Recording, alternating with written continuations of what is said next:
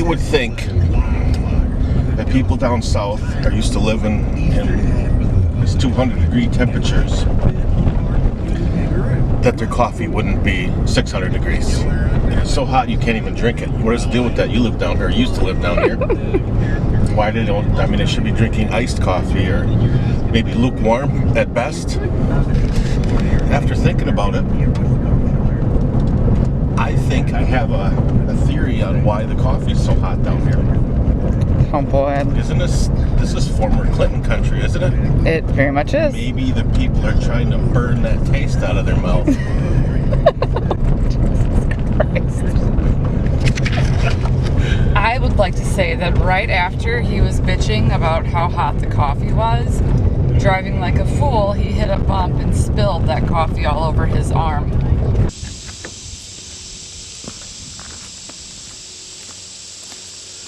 Alright, day 2.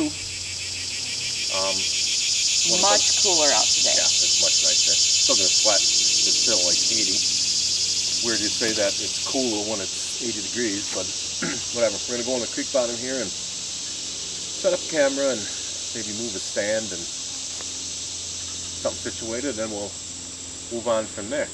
Okay.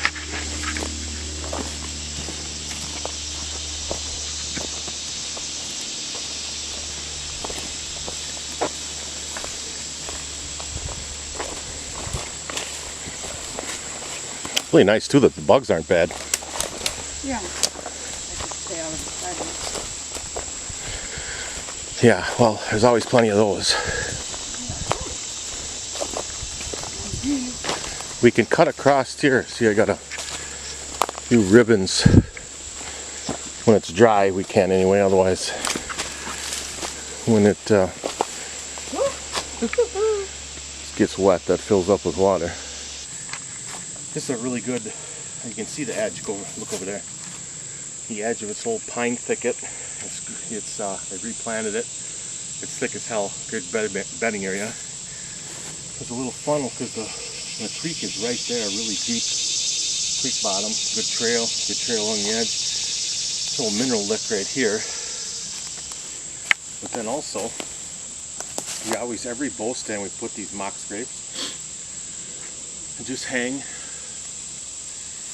Cut your own licking branch, like an inch and a half or whatever in diameter, and then hang it with a piece of rope, and then take the leaves out just like a scrape. You don't need any of that scent like the doe piss and all that, buck piss and all that shit. You can just piss in a scrape yourself works just fine.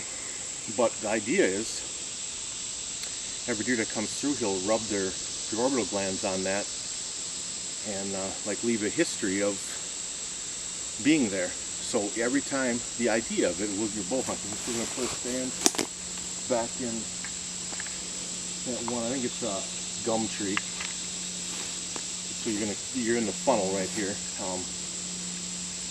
But the idea is, if there's a buck cruising that edge or over there, and which typically he might be just out of range, but all summer long, fall, he's been coming past this, and he's probably hit it himself a few times. It's very good possibility that'll suck him in that extra 20 yards into your shooting range, just because he's going to come over here and check who's been over here recently for deer wise, and what scents are on there. So it works fantastic, really. I mean, I can't believe everybody doesn't do that, but they should. Let's go in the back, I think, and grab that stand and set it up here, and then we're done here. Okay. Which is, I mean, this is the lowest I've ever seen it. I mean, it's still obviously flowing that way, but look back over here now. You can see where it's light. I mean, that's where we just got done putting that mock scrape in. The stand will be over there, and they cut this corner considerably. Is that thunder? It is. Well, that sucks. It's supposed to rain today, 50% chance. Well, maybe we should just go and get all our cameras set back out and stuff. Then if we're not getting rained out, we'll go and mess with some of those stands, because we can always do, I think we're going to come back and you and I will maybe bow hunt early October. So we can do that stuff then, worst case scenario. Okay. And this thing is just pounded. But anyway, the old county road goes right there by the truck, obviously. We come ripping past her yesterday in a four-wheeler, and I caught a deer on the edge, and I just saw it for a second, and it was running away, and it looked like a freaking stud of a deer. So I want to put a camera here, but I know that this is going to fill up with water, because this is the driest I've ever seen it. And you can see actually the water line. So I don't want to put the camera out here too far, because I won't be able to get it. Well, that'll be waist deep in water getting it. So I don't know, we'll figure that out. Looks like definitely a storm coming. But anyway, we just set the camera up. I was talking about earlier on this little backwaters thing, and little oak that are, you can see them now obviously because the pine thicket is short enough, but you know, in 6-8 years you won't be able to. The shit grows so fast. But they're big old white oaks,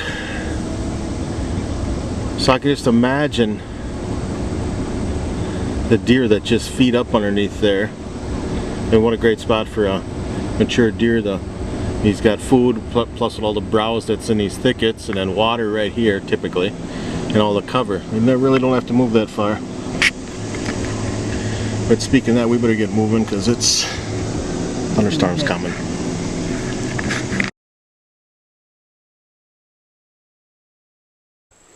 Okay, so we are out moving a deer stand, tree stand, and John has got himself, try to focus a little bit more. It's kind of a neat place to be, standing up here like this, so high up in the air. All this bigness around us.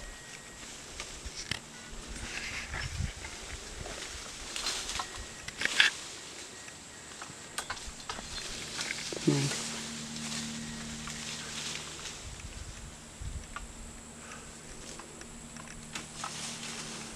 Nothing but trees as far as the eye can see.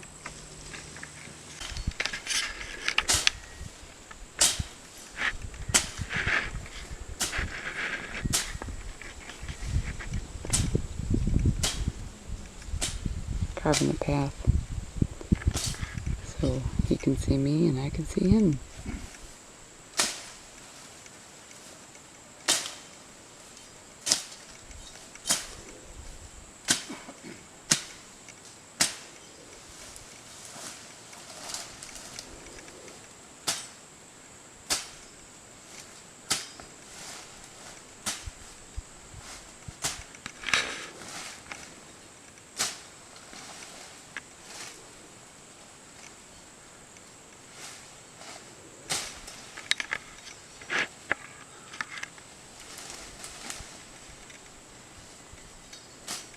Not bad. What? I said not bad. Cut. Alright, well, it's the end of day 2. I'm running to town to get something to eat, but didn't get nearly as much done as what I thought we were going to, what I had planned on. That rain midday today messed us up, put us behind schedule. But we got a bunch of stuff done, I guess. Casey and I are going to come down end of September. Yes. Bow season starts, so we're going to come down for a couple days for the opener. It's going to be hot as hell, I'm sure, but whatever. It's hunting. So it doesn't matter. But, what is it? September 11th and 12th is a youth hunt in Michigan, in the UP. We're going to take the kids. So stay tuned for that.